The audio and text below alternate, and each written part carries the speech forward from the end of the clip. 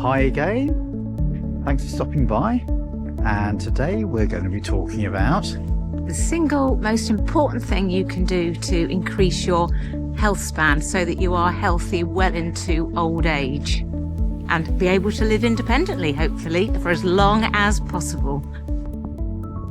have you imagined what your life's going to be like at 70, 80, 90, even beyond? And rather than about lifespan, maybe you should be thinking about health span, about having a really great quality of later life. Yeah, I agree. I mean, someone said to me, have you thought about, we're in our 60s now, and somebody said to me, have you thought about what you'll be able to do in 10 years' time or 20 years' time? And will I be able to reach up to get that fan? Will I be able to do it my own laces? I see people, who are fairly young not being able to do those things. And so, Nick and I are really working hard to increase our lifespan and our health span, actually. And there's a lot of things we can do. And one of the really big key things that research is showing us is about movement. And we're not talking about running marathons. We've probably done that, or I've done that before, but it's not about running marathons. And it's not about lifting, terribly heavy weights. It's about building in movement into your everyday life. Yes, we need to lift some weights. Yes, we need to do some flexibility. But it's not about doing things that are going to be, very, very time consuming. It's about the little tiny investments we make every day for our health. So it's not about quantity of life, it's about quality of life. So I think we're going to sort of be looking at sort of practical things we can do there. Yeah, absolutely. We do that. And, in the UK now, most adults generally, the average lifespan is 81. But for maybe a decade before then, their quality of life isn't very good. They're not able to live independently. And I think there are lots of myths around old age that, being frail and not being able to look after ourselves and having muscle wastage and bone loss are all absolutely inevitable. And there's so much research now saying that actually we have the control as the individual to challenge that. Now, not everyone is going to be fortunate to have good health, and it's going to be no fault of their own. But we can all start to make tiny little investments daily into what we call our health bank account, to make the odds of us in 30 years' time being able to live independently and live a good quality life. It's sort of something a lot of people don't really think about, that sort of those later stages. I want to think about it. And I think it's about being mindful, isn't it? So you don't find a sort of health deficit creep. This sort of happens to you, and then you're not moving as well as you used to, and all these things. Now, some of these aspects are inevitable, but you want it to be as best possible that you've got good movement, you've got some muscle mass, all these really important things, and you have generally good health. Yeah, absolutely. Because 100 years ago, without antibiotics, we died of infections. So what was the average life expectancy? It was about 50. About 50. And without vaccinations, we died of infectious diseases. And nowadays, our lifespan is so extended, we're dying of things like cancer, heart disease, diabetes, that kind of thing.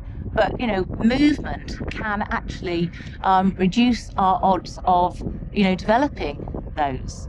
So we are building a lovely little plane going over us at the moment. This is a little airport outside Oxford, and because of where the wind has come from, we're on the approach path today. So if you hear an aircraft in the background, maybe you won't, because the microphone will cancel it out, but we can certainly hear it. Yeah. So one really interesting piece of research that's come to light, and I'm particularly interested in this because I've got some bone loss, and so I really am trying to work to develop my bone density, is that our bones produce something called osteocalcin. And this actually plays a part in developing neural pathways in the brain. Which is quite incredible thought, isn't it? It is incredible. And so it builds neurons in the brain, which are important for memory and learning. And in fact, there's been a link with osteoporosis and dementia. Now, that's extraordinary, because everybody thinks about keeping your brain active and all these other sort of strategies. But to actually hear that bone loss can actually affect dementia is incredible. Because you're producing less of that osteocalcin. So, I wish my doctor had told me that 10 years ago, but I suppose they didn't know it then. So, building exercise, building one's load bearing, like walking, running, jogging, your dancing. The dancing, I do a bit of Latin American. Really, really important for bone density and muscle mass. Yeah, absolutely. So, you know, I use sort of dumbbells in our little home gym, which is fantastic. It's a really easy way to sort of do that, and that's something we actually brought in. I mean, I was always good for cardiovascular exercise, and I've done that like forever. But so weights, I introduced probably about a year and a half ago, and that's just part of my routine, my exercise routine. Yeah, and I've similarly brought in weights now. I know about muscle mass and bone building. I've just added it onto my sort of little routine, and slowly over the years I've just increased my routine by say 5 minutes, so it's become part of a habit that I now do, but I started small. I think routine and habit, and I think you'll probably talk about that a bit later, but that's the key. If you can make it a routine, you will do it. If it's something you do when you feel like it, it's not gonna. Well, you might do You're it for a not going bit. to feel like it. You're like one of those New Year's resolutions. You'll start off really well. You'll join the local gym and all the rest of it. That's not how you maintain long-term health. Yeah, and it's the daily investments we make in our health that we're going to reap the better benefits in later life. And you've got a lovely metaphor for this. You used to fly planes, didn't Oh you? yeah, that light aircraft going over. I actually soloed in a light aircraft back in the 80s, but I haven't flown since then. But one of the things that stuck in my mind is he spoke about, think of it like you're a glider or glider pilot.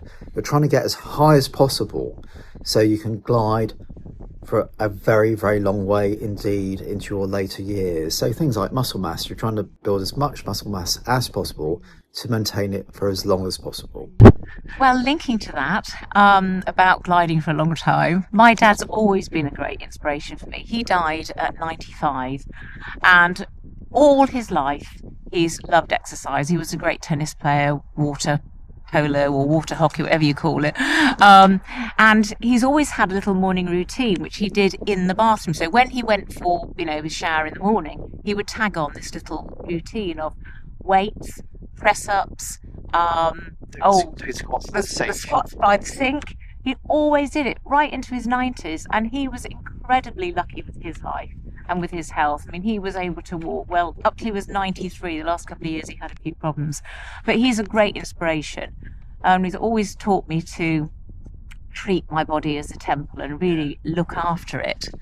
I love the fact that you use his bathroom as his gym, just proving you don't need a big space. Yeah, absolutely. And Dad always, we talk about, habit stacking now, but my dad was doing that years ago, just naturally said, well, I've got to have a shower every morning. Let's tag that little bit of exercise on. And it was it's so impressive seeing somebody in their 90s sort of doing that sort of thing on a daily basis. Yeah. If that doesn't inspire you, it's so inspired us, I don't know what will. So another great bit of research showing how important movement is and getting heartbeat raised. So as your heartbeat raises, you get a rush of neurochemicals into the blood, and this is really important for growing your hippocampus. And there have been some very kind volunteers who have, when they've died, given their brain over. And actually the people that exercise more had larger, fluffier hippocampuses, which all have a really important role in memory. So maybe dementia then, is there some sort of link between this and dementia? I don't know about, well, possibly, but if the larger your hippocampus is, the better your memory. So that's definitely going to give you a longer time to not have memory problems. So obviously, to increase our heart rates, we're really talking about cardio training. So there's lots of really great stuff out there. There's no point in us repeating the sort of thing. You can find a fantastic video on YouTube. But I recommend looking at something. If you've got something like a smartwatch or a heart monitor, a way of monitoring your heart rate whilst you exercise, that's a really useful tool. And the great thing I have used a lot over the years is zone training. So it's about getting your heart rate to a certain level for how long you do it. So a brisk walk, really great. That can certainly get your heart rate into like zone 2, maybe zone 3 if you're really pushing it. And a proper run. You don't want to keep it at the top zone 5. You can get that easily up to zone 5, but you don't want to stay in zone 5. That should be for very short durations. But so walking, cycling, You're dancing. dancing. Yes, I do dancing. As I said, Latin American dancing. Balance very important in later life. Yeah. So, just doing if you're doing yoga, you're on the right track. But even just, when you're brushing your teeth, stand on one leg, and then the next night stand on the other leg, and you're developing that sort of balance mechanism in the brain that if you do trip on something, you're not going to fall and hurt Yeah, yourself. I often wander into the bathroom and find Karen doing the crane stance or balancing on one leg. Doing their two at the same time, which I think is very impressive. Yeah, I like to mix it up. So, balance, cardio, and then the third one is about strength. And so this is about being able to lift your own body weight. So again, you don't need to have weights, although weights are great. Learning to do a press up. And I've been doing this now for about 3 months, but had very weak arms. But I'm definitely building them up, increasing that. Starting off doing press ups on the kitchen counter, then on the chair, now on a low coffee table. Yeah, the idea is you're lowering your angle till you can do a flat press it off the floor. And, aiming for 10. I think I said 20 in an earlier video, but I will get there. But it's taken me a lot longer, but I've stuck to it. 5 minutes every day while the kettle's boiling, doing my little press up training. That's a really good way of learning anew. I mean, sometimes these things feel totally out. It's no way I'm going to be able to do that press ups, but actually incremental. Try one. I couldn't even do one. No, exactly. So I had to Google and find a video to show me how to learn to do them. Or the other thing you can do, you got me to do for was planking as well. So you just planking's very good. Yeah, yeah, that will definitely do it. And now Karen has forever shown me her biceps. Yes, I really have noticed a change. It's unbelievable. It's gone from flabby to less flabby, but they're getting there. Yeah. So I think it's sort of. And I think the thing is, once you get the momentum going, I'm now really excited about doing my press-ups because I've done a little bit of investment each day, and now that momentum is keeping me going. I didn't go in and do something horrible the first day. It was too difficult. It's just building up day on day. Have you ever joined a gym and given up because you really go for it? And it's not really going for it. You just do it gently, and that's something much more I think you can do at home with sort of home exercise than you can maybe at your formal gym. Yeah, and for the healthy lifespan, extending your longevity is what you do daily. It's no good doing a challenge for a month and then doing nothing. It's daily activities that are going to really build that get that glider higher up in the sky so that you can then glide for longer in old age. So I think we'll probably stop there. Go off and search on YouTube for home fitness routines, but really just sort of build around what you love doing. And that could just be that walk around the block or whatever it is. Just do it maybe a bit more briskly, but make it a habit. And believe that you do have control over, inputting into your future. Your body is an amazing, intelligent machine. If you treat it right, it is going to respond. Yeah. Sort of like physical decline is not necessarily given. I mean, there are all the aspects which wear out, but you can really increase those quality of later years. Absolutely. Of course, an illness can come from nowhere and sort of affect anybody. And we know all about that. I had CLL from leukemia.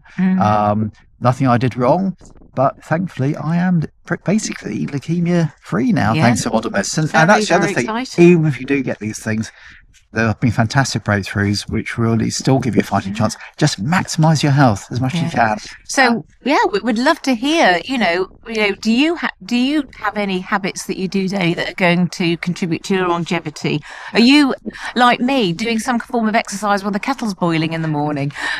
Please share any tips. We'd love to hear what you say. Yeah, and if you dance around the kitchen to keep fit, we'd love to hear about that as well. Oh, videos. Videos. So. As always, like, subscribe, and please comment. We'd love to see your comments. And you take care, and we will see you soon. Bye. Bye.